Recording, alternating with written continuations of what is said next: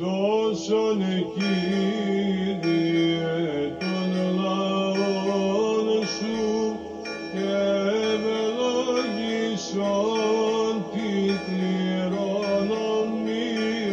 σου. Νίκας της βασιλεύση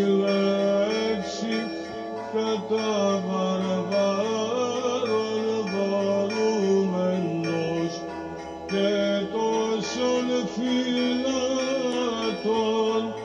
δια του σταυρού σου